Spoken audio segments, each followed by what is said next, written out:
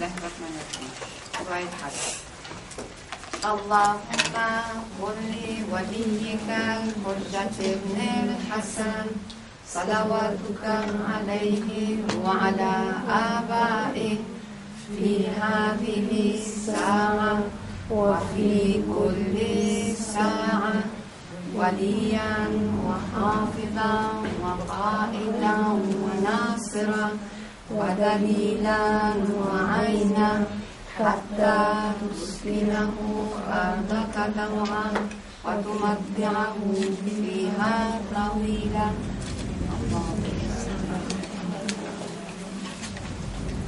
أعوذ بالله من الشيطان الرجيم. بسم الله الرحمن الرحيم. السلام عليكم ورحمة الله.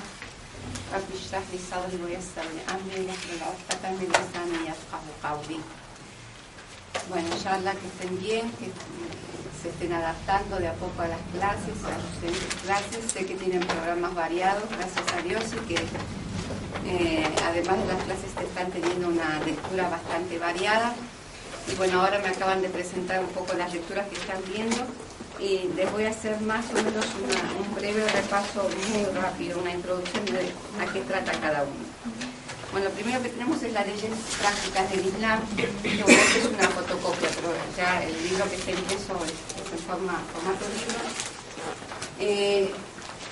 Esta es muy importante porque si no conocemos las leyes prácticas del Islam, que tienen que ver con la jurisprudencia islámica o con las leyes islámicas y a lo que se llama Ahkam, la vez pasada habíamos dicho, no sé si recuerdan, si no lo repito, la vez pasada habíamos dicho que el Islam se formaba por tres partes. Una, la parte de la doctrina, que era la creencia. La otra parte era la jurisprudencia o las leyes islámicas. Y la tercera parte era la moral, que tenía que ver con las conductas y en la relación cotidiana del ser humano. Yo quería ver dónde está el lápiz. Lápiz pizarra. Bueno. Esto es muy importante. De esto no solamente le dieron la bibliografía para que ustedes la vayan leyendo, sino que además van a tener clases, que creo que ya han tenido una con la señora Masuma Rabbani. El tiempo es muy poco para que ustedes puedan estudiar esto. En realidad necesitan más, claro, porque son muchos capítulos. Trata de, por ejemplo, la elección de un marja, que sería un jurisconsulto a quienes nosotros debemos seguir en determinadas leyes. ¿Qué quiere decir esto? Quiere decir que las leyes islámicas son una para todos. O sea, en la Shia, digamos, todos debemos rezar, en la Shia, en la Sunna, todos debemos rezar, ayunar, peregrinar. En cuanto a lo que hace a los actos en sí mismos, son iguales. En las formas en que se hace también son iguales, pero la fuente de la jurisprudencia se basa fundamentalmente en el Corán y en los hadices. Los hadices que son los dichos o tradiciones o hechos del profeta y los imanes. Es todo aquello que él transmitió, es todo aquello que él actuó, y es todo aquello que él tal vez haya visto y no lo haya desaprobado. Entonces, por el contrario, fue aprobado. Entonces, en este sentido, el Corán es una fuente de jurisprudencia, los hadices es una fuente de jurisprudencia, y cuando no hay referencia en lo que hace en Corán y en hadiz, lo que interfiere es el intelecto, basándose en otras leyes, digamos, relacionándose. Entonces, las leyes no son tan rígidas. Las leyes en realidad se relacionan entre sí. Y bueno, si uno quiere estudiar muy profundamente lo que es la jurisprudencia islámica en sí misma, la forma de análisis y de deducción de leyes, tienen otras leyes, que esas son las que manejan los jurisconsultos, que es saber cuándo hay un hadith que es veraz o no, cuándo un hadith tiene una fuente verdadera o no. Si se nos presenta un Corán, una ley del Corán que se contradice con un hadith, ¿cómo hacer coincidir eso? ¿Cuál de las dos vale? O sea, por supuesto que la del Corán vale, y la del hadith, digamos, hay que ver toda la fuente que viene anterior. Hay que ver si la ley es una ley de qué época fue, si fue en un comienzo admitida, pero después fue derogada. O sea, tiene muchas leyes en sí misma, que esos los jurisconsultos son los que manejan ese tipo de leyes para extraer en sí mismos ellos otras leyes, ¿no es cierto?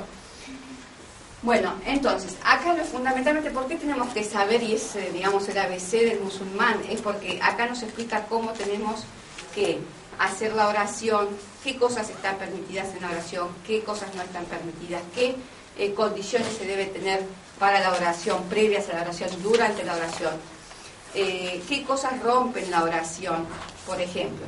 En cuanto al ayuno, lo mismo, las condiciones del ayuno, quiénes están obligados a realizar el ayuno, a partir de qué edad, quiénes están eximidos, bueno, un montón de cosas.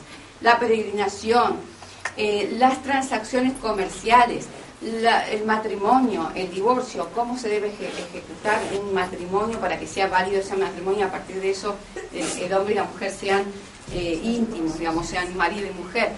¿Qué condiciones se deben hacer para el divorcio, para que ese divorcio realmente sea considerado un divorcio y no considerado? Por ejemplo, hay un hadith que dice que si una mujer, hay una obligación, que el hombre tiene que atender a su mujer mínimamente cada 4 meses, o sea que si después de 4 meses no atiende, es su derecho de la mujer reclamar a su marido.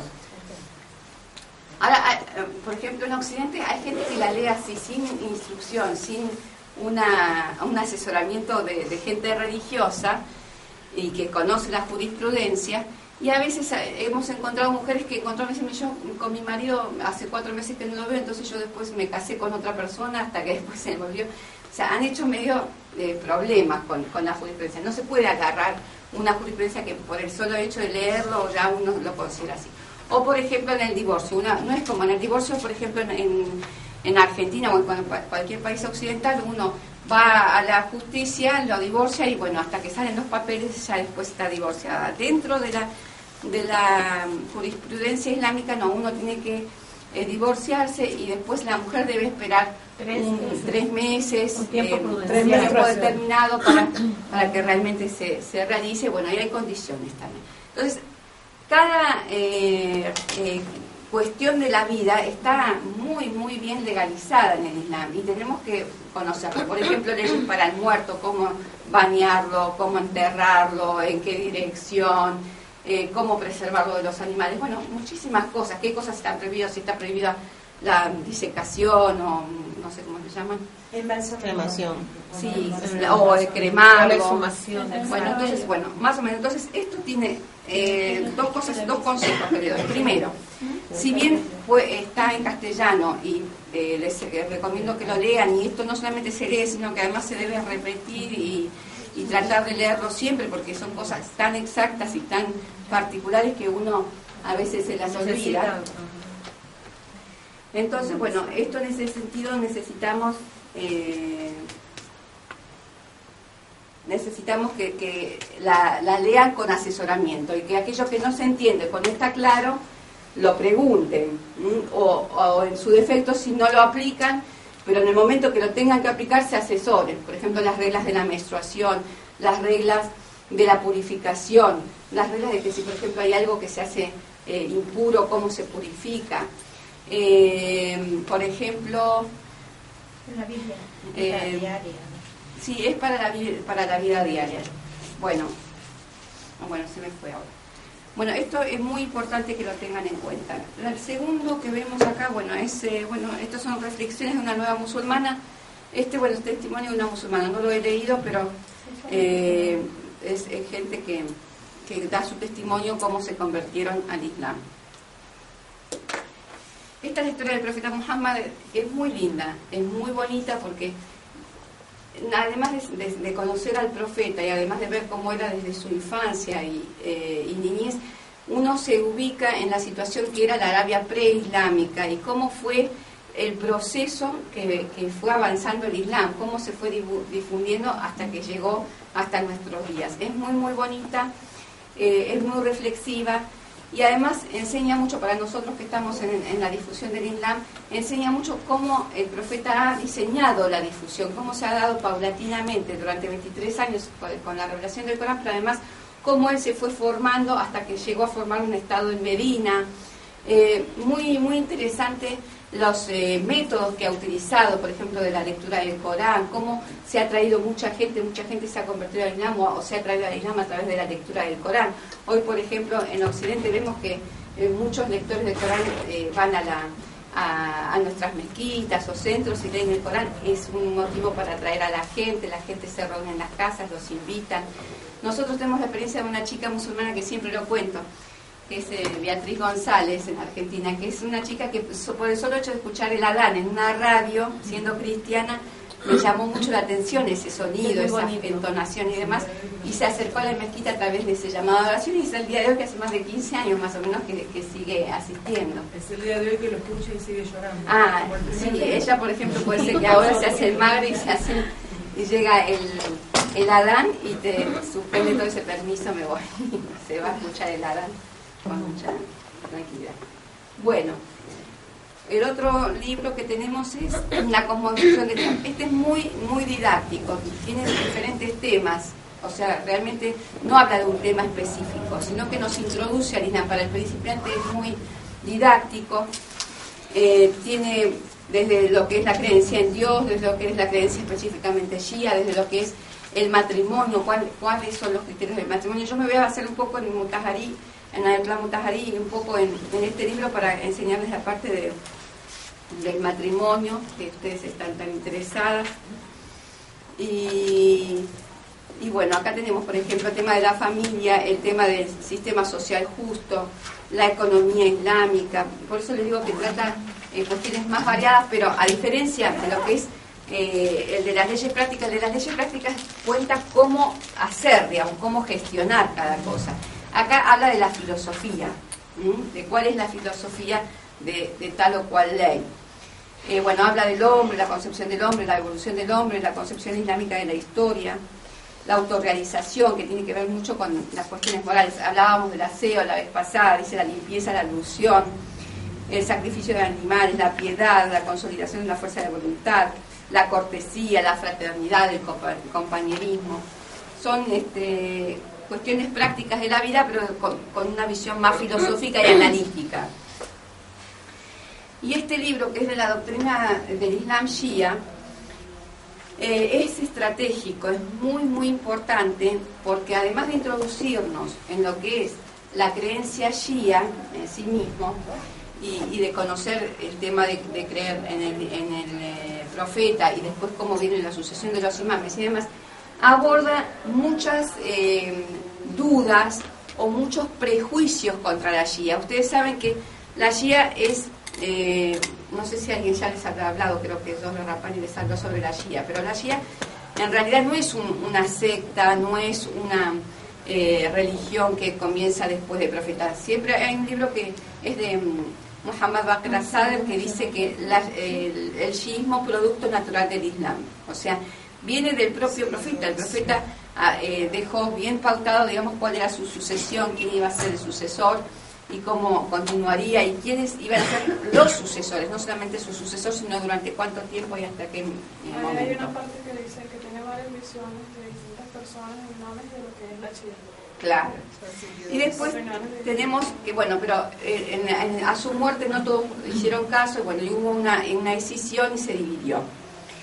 A partir de esa división, bueno, hubo diferencias, pero en realidad hoy no tenemos problemas entre sunnas y shia. Hay bastante diálogo, siempre, tanto desde la escuela Al-Azhar, que es de Egipto, que son sunitas, aceptaron la escuela shia, como los shias siempre promovemos el diálogo, o sea, no hay ningún problema. Pero lamentablemente tenemos otras escuelas que aparecieron mucho más posteriormente, más relacionadas con este siglo, que es el wahabismo, que considera la shia como una invención, como una secta o una cosa totalmente nueva, que no tiene nada que ver con el Islam y que es un desvío del Islam. Entonces, esto aclara mucho de esos prejuicios, porque a partir de cómo, o sea, así como en Occidente critican el tema de la mujer musulmana o lo que los musulmanes son terroristas, además, el wahabismo critica específicamente la shia, que temas tiene que los considera idólatras, como es, por ejemplo, el ir a los santuarios o rezar con una piedra, o no sé, muchísimas cosas que... Pero dentro de los sunnis dicen que los shias no son musulmanes. Tuvimos un problema esta vez en Ecuador, la última vez, que murió una hermana musulmana, que ella se hizo, hizo Shahada en Sunni, ella abrazó el Islam Sunni, luego se pasó a Shia, estaba con nosotros en el centro. En el momento de su muerte hubo tanto problema para el entierro de ella, porque realmente los sunnis decían, no, ella se va con nosotros, pero Sheikh Ali en ese momento actuó con una sabiduría tan inmensa y tan magnífica, que realmente para mí fue una...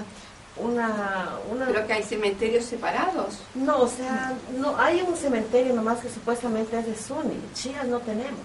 Entonces, pero ese cementerio Sunni supuestamente fue donado por un hermano Sunni, pero de los cuales ya creo que ya no hay tampoco nichos, y hubo un poco de problema. Pero lo que a mí realmente me disgustó totalmente, que negaban que éramos musulmanos, o sea, los shias. Claro.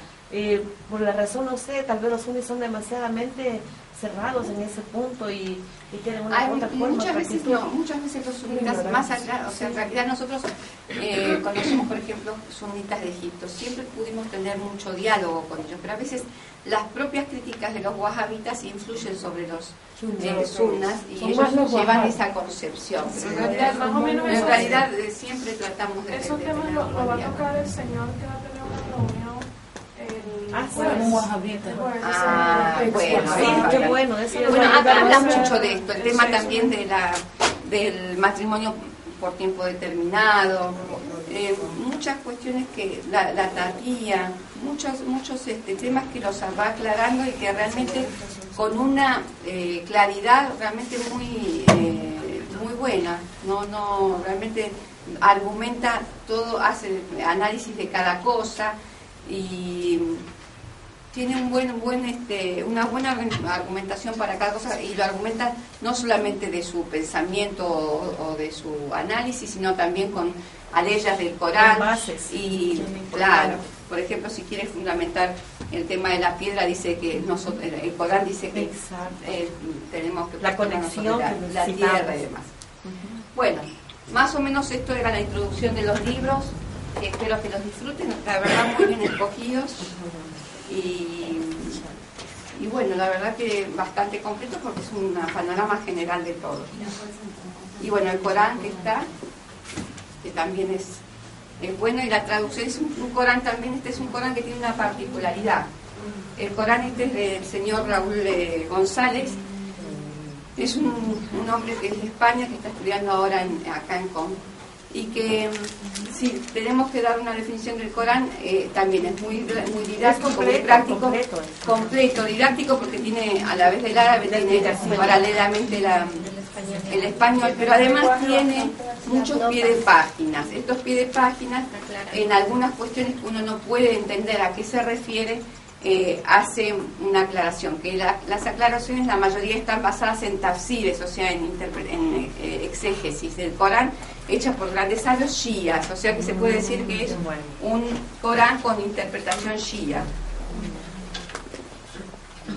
Cuando yo les decía el tema de la jurisprudencia, que había algunos puntos que si bien todos sabemos que hay normas generales, todos tenemos que rezar y ayunar, hay algunos puntos que quizás hay diferencia entre un sabio u otro, o entre una escuela y otra. Por ejemplo, el tema de ayunar. Todos sabemos que tenemos que ayunar en Ramadán, está bien. Ahora es a partir de la luna, a partir del comienzo del mes de Ramadán. ¿Cuándo comienza el mes de Ramadán? Entonces ahí, en cuanto a la visibilidad de la luna, quizás haya una diferencia entre un sabio y otro, y que dicen, unos es antes de que se ponga el sol, otros dicen después de que se ponga el sol, otros dicen que se tiene que ver directamente, otros dicen que no importa si se ve con el aparato. Bueno, hay diferentes posturas. Así que bueno, eso es uno de los ejemplos, pero bueno, en ese sentido, por eso tenemos que escoger a un tipo de sabio para saber cuál es nuestra función, digamos, dependiendo a qué sabio nosotros seguimos, vamos a comenzar tal o cual día el Ramadán. O con respecto al viaje, por ejemplo, si yo estoy viajando, a partir de cuántos kilómetros, a partir de cuántos kilómetros se considera viajero, a partir de cuántos kilómetros es que se sale de la ciudad, a partir de que si soy un trabajador me considero viajero o no, bueno, un montón de otras cuestiones. Bueno, vamos a nuestro tema. En nuestro tema habíamos hablado la vez pasada que hoy ya íbamos a empezar un poco con el tema de la mujer. Y para empezar con el tema de la mujer, tendríamos que hablar, yo les voy a decir que voy a basarme en el libro de Ayatollah Motahari que se llama Los derechos de la mujer. Lamentablemente está agotado. Está agotado. Es muy bueno. Está agotado, pero está en una franca reimpresión, lo estamos corrigiendo y de pronto por internet tal vez nos pudieran mandar el libro. Está En la biblioteca pero se va. Bueno, Está en la biblioteca de Hezbollah debe estar seguro. Está. Bueno, el autor, vamos a hablar un poco del autor. El autor es un autor contemporáneo iraní, es un sabio, es un ayatolá, pero no solamente tiene la característica de ser un sabio, sino que además es un sabio revolucionario y es un sabio que además es sociólogo. Entonces uno cuando lo lee realmente siente satisface las dos necesidades que tenemos, tanto espirituales como intelectuales. Digamos, él es un... hay veces que uno dice, a veces me preguntan, pero ¿cómo sabes el Islam si no sabes bien el árabe? ¿No? Si no sabes leer el Corán, leerlo sí, pero digamos no entendés todo el Corán y demás, ¿cómo uno puede saber el Islam si no sabe el idioma árabe? Pero en realidad a veces muchos árabes saben muy bien leer y muy bien pronunciar y muy bien, pero no saben la interpretación correcta o no le dan interés y demás.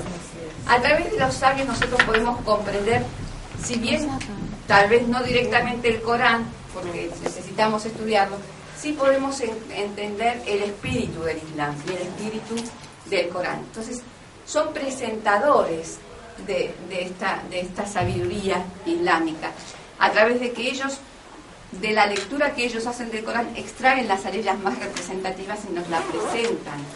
Extraen los hadices más representativos y nos lo presentan. Entonces, realmente Ayatollah Motahari es ideal para eso, por dos razones. Primero, porque él conoce el Corán a la perfección, conoce la jurisprudencia a la perfección, conoce los hadices a la perfección, conoce toda la cadena de transmisores. Es una persona muy versada y muy profusa en obras. Contamos con muchísimas obras de él escritas de diferentes temas, no de un tema en especial, de diferentes temas, sean políticos, sean históricos, sean sociológicos, sean económicos, sean del tema de la mujer. Él, además de todo esto, se interesó mucho por el tema de la mujer. Y además, al ser sociólogo, conoce mucho a Occidente y tiene mucha información respecto a Occidente y respecto al proceso de Occidente. Entonces, como estudioso de Occidente, como estudioso del Corán, nos previene, nos informa de cómo es el Corán, qué propone el Corán, cuál es la propuesta del Corán. Nos dice qué cosas tiene Occidente que tenemos que imitar, que son buenas, y qué cosas son peligrosas y que no debemos seguir ciegamente. Entonces, la verdad que es un privilegio, es un honor tener que dar, en mi caso, a Ayatollah Motahari a través de este libro, porque a mí me vivencia mucha sabiduría y me hace sentir que, bueno, que él está con nosotros y es disfrutarlo y, bueno, decir que la pluma del sabio es igual que la sangre de los mártires y, bueno, realmente está vivo. Es como, además que él fue matado y fue martirizado, en realidad su propia pluma está viva entre nosotros y, bueno, a mí me emociona mucho poder dar su obra, aunque sea una parte chiquita de su obra, porque es muy, muy profusa y la verdad que hay bibliotecas que se encargan específicamente para difundirlo a él, que es muy bueno. Bueno, uno a veces cuando agarra el libro lo primero que hace es leer el prólogo, otros no, otros directamente lo pasan de largo y entran al grano con el libro. Ahora, leer a Motahari en este libro, leer el prólogo de Motahari en este libro, realmente es muy lindo porque él un poco extrae todo lo que va a contar en el libro su experiencia y demás, y la verdad que lo hace de una forma tan sintética y tan resumida que yo quiero empezar con este prólogo, porque nos va dando un poco la sucesión de cómo llegamos a estos días y bueno, nos presenta el Islam de cómo tiene que actuar frente a esta situación. Bueno, él comienza diciendo el tema de la familia, que en la antigüedad siempre se planteaba el tema de la familia. ¿Sí? La familia, por ejemplo, es una institución. Ahora, como tal, debe ser considerada en su funcionamiento y organicidad como cualquier sociedad, como cualquier institución social, o necesita de leyes diferentes y leyes específicas. Él comienza hablando de esto, hasta que después, bueno, dice que la mayoría en esa época sostenían que la familia no era como cualquier institución social, que debería tener leyes específicas. Ahora después vamos a ver cuál es la posición de él y cómo es. Pero después dice que pasa al siglo XVII y XVIII, donde se comienza, el debate se traslada, ya no es el tema de la familia, sino que se comienza a hablar de los derechos humanos. Se empieza a hablar de que cualquier hombre, cualquier ser humano, tienen derechos que son inalienables, irrevocables y necesitan ser ejercidos, como por ejemplo el derecho a la libertad, el derecho a la igualdad. Se centra en el tema de la igualdad y la libertad, la abolición de la esclavitud. Entonces cualquier ser humano necesita tener esos derechos que nadie se los puede negar, nadie se los puede arrebatar, ni nadie tiene derecho él a cedérselo, digamos, a nadie se los puede ceder, porque son suyos. Por ejemplo, su libertad. Ahora se debatió esto, se comenzaron con los derechos humanos, y después esto se va agrandando más a los derechos políticos, a los derechos sociales, a los derechos económicos, a la relación del patrón con el proletariado, o sea, con los obreros. Y después empieza en 1948 la Declaración de los Derechos Humanos, donde se habla de los derechos a las mujeres. Dice que no se puede hablar de derechos humanos si no se le da el derecho a la mujer, porque la mujer, si bien se le dio el derecho al esclavo, digamos, de ser libre, no se puede hablar de la mujer, que la mujer también está en un estado de sometimiento, no tenía los mismos derechos, por ejemplo, a la herencia y a trabajar y demás. Entonces dice, hasta tanto no se le den los derechos a las mujeres, no podemos hablar de los derechos humanos. Y ahí comienza otra vez a hablarse del derecho a la igualdad, a la libertad de la mujer, y empiezan a cambiar las leyes, ¿sí? Ahí está el problema. ¿Por qué nosotros tenemos que hablar hoy de los derechos humanos? Porque se está hablando del cambio de los tiempos. Entonces, al cambiar el tiempo tenemos que cambiar las leyes. Entonces, acá comienza, con los derechos humanos comienzan a cambiar las relaciones familiares, que es de lo que más que nada vamos a hablar. El tema de la mujer es central. A partir de la irrupción de la mujer en el mercado laboral y en la sociedad, la estructura familiar ha sido modificada. Entonces, por eso tenemos que debatir esta situación y tenemos que ver cómo fue el proceso. Ahora, está bien, tenemos los derechos humanos, ahora se le dieron los derechos a las mujeres, que está muy bien analizado, porque en realidad la mujer estaba oprimida. No negamos esta situación de opresión que estaba pasando la mujer. Ahora el tema es que si realmente con la irrupción de los derechos humanos, realmente los derechos de las mujeres han sido satisfechos o no. Realmente, para satisfacer los derechos de las mujeres debemos modificar todas las leyes que ya se venían dando, todas las leyes estaban equivocadas o no. Realmente todas las leyes que se daban estaban siendo aplicadas, o había un abuso de parte de los hombres y no se permitió que las mujeres gocen de sus propios derechos. Entonces, bueno, todas estas cuestiones él las plantea y bueno, y concluye de que en realidad no se le ha dado los derechos que realmente necesitaba, porque ha habido una omisión. ¿Cuál es la omisión que ha habido? Es que a la mujer se la considera un ser humano, Cuando en el pasado directamente no se la consideraba un ser humano, no tenía derechos, se los obviaba, no tenía derecho a la herencia, no tenía derecho a nada. Entonces, bueno, está bien, antes totalmente era ignorada como humano, como ser humano, pero ahora se la ha igualdado al hombre y se la ha ignorado como mujer en sí misma, se le ha coartado su feminidad, se le ha obviado o ignorado su feminidad, sus derechos naturales. Entonces se habla de derechos naturales como ser humano, pero no con sus particularidades y no según su propia naturaleza. Esto es un detalle que no es menor. Entonces es muy interesante las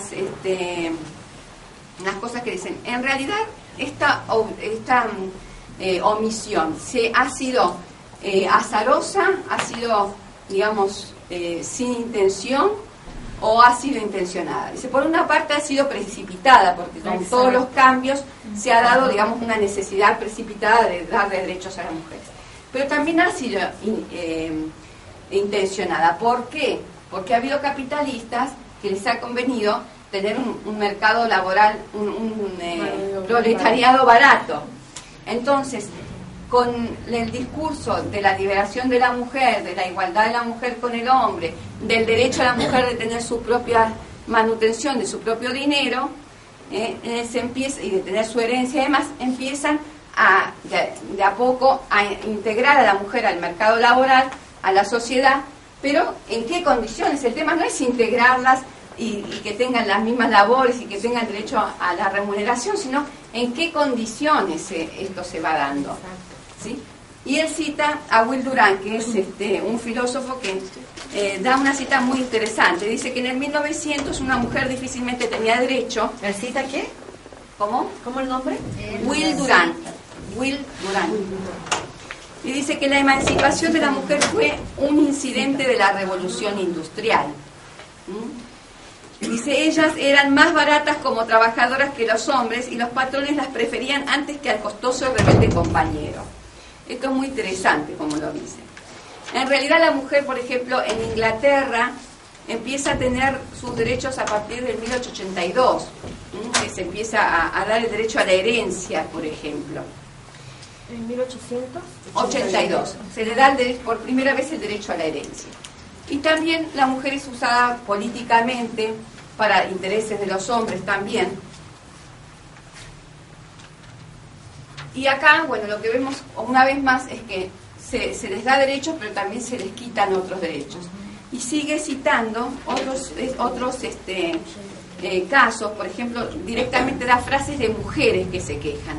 Por ejemplo, en el estado de Ohio tenemos obreras que si en el pasado tenían un privilegio por ser mujeres y había un límite en la carga de pesos o levantar pesos, después de esta situación ellas se vieron muy perjudicadas y se vieron incluso perjudicadas en su salud, porque han empezado a tener derrames internos, han tenido problemas de salud y han dicho que realmente han perdido muchos derechos que antes gozaban. Después dice que si bien han dado derechos, pero no, estos derechos no han beneficiado a las trabajadoras para nada, a las obreras para nada. Después tenemos mujeres de marineros que se han quejado mucho por sus maridos que han trabajado en los barcos y se encontraban que los veían muy excitados. ¿A partir de cuándo? A partir de esta fecha que también empezaron a ingresar mujeres en los barcos, y en los barcos estas mujeres eran 480 marineros o tripulantes, donde colocaban 40 mujeres que se las repartían entre ellos. Entonces, bueno, ha sido comprobado cómo en qué mercado laboral se las ha incluido también a estas mujeres. Después, en el estado de Florida, las mujeres que eran viudas estaban eximidas de pagar impuestos que eran mayores a $500. A partir del nombre de la liberación y de la igualdad, estas mujeres que eran viudas perdieron esta exhibición y empezaron a pagar los impuestos.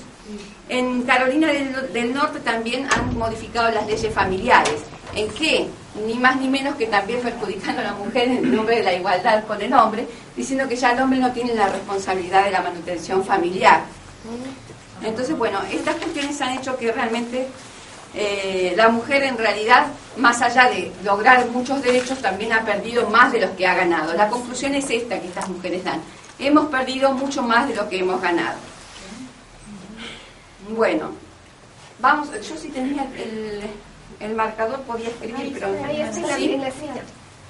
Bueno, vamos a hablar una ley del Corán, vamos a decir una ley del Corán que es la más representativa para hablar del tema de cómo debemos tratar al hombre y a la mujer, ¿no? Hermana, pero ahora con eso de los derechos de la mujer, hay mujeres que pegan a los maridos. Ah, bueno, es lo que dice Mutahari, es eso, dice, en lugar de lograr derechos y de corregir la situación, o sea, han imitado a los hombres en lo peor que tenían los hombres, en lugar de hacer, digamos, de corregir a los hombres. Y yo siempre digo, después vamos a hablar de ese tema, que cuando hablan tanto y critican tanto al Islam, diciendo de que necesita mayores derechos humanos y que las mujeres necesitan mayores derechos, y además, Ayatollah Khamenei dice que el Islam a la mujer en el Islam no le falta ningún tipo de derecho, solamente corrijan la moral de los hombres y todos los derechos de la mujer se van a poder satisfacer y todos los problemas de la mujer se va a poder satisfacer. Pero lo que hay es un abuso de los hombres o no un seguimiento correcto, una aplicación correcta de las leyes. Dice: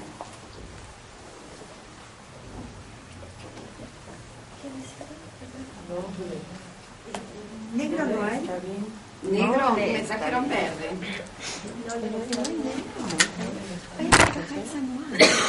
Dame bien, Mónica, por favor. La caja azul, búscale. Ahí hay una roja más o menos.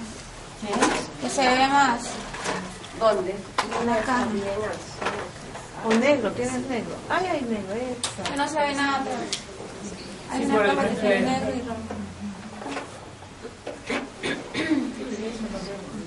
No le está bien al no la alcanzar.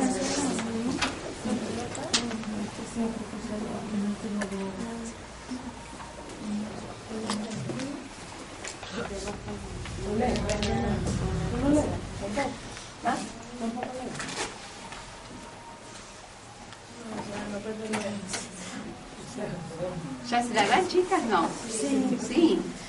Bueno, vamos a terminar con Alela.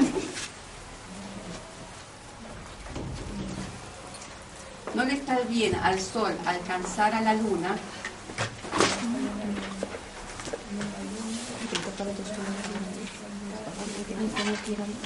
ni a la luna alcanzar al sol. No, ni la noche adelanta al día.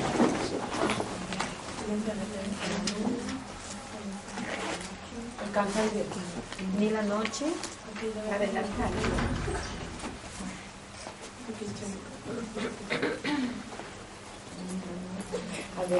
Adelantar. Claro, que no se puede invertir el orden del día y la noche. Cada uno navega en una órbita.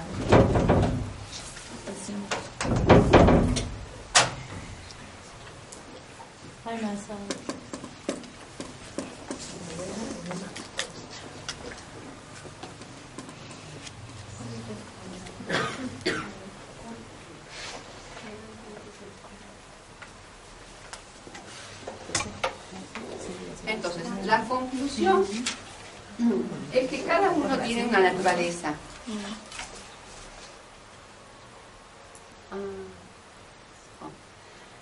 Bueno, después del resto seguimos. Ahora viene la hora del salat, inshallah, y terminamos esta parte y después seguimos con la segunda parte, inshallah.